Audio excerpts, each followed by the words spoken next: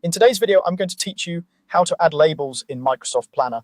Labels in Planner are a simple visual way to categorize work so everyone on your team can spot priorities at a glance. You get 25 different colors to work with, and once applied, those colors show up right on the task card, in the task details, and in views where grouping and filtering are available.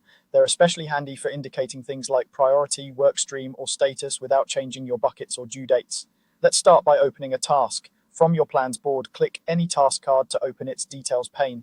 The details pane typically slides out on the right side of your screen. If you're in another view, like schedule or charts, you can still click the task from there to open the same details. The key is to be inside the task details so you can see all the properties you can edit. Next, find the labels section. It's usually near the top portion of the details pane, along with fields like assigned to, priority, and due date.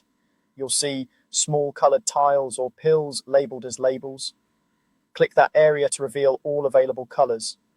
If your window is small, you may need to scroll a bit within the task details to bring the labels area into view.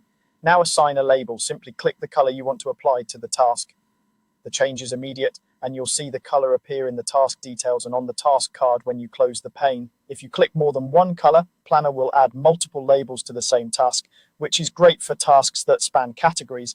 If you need to clear a color, clicking it again will remove it. Everything saves automatically, so there's no extra button to press.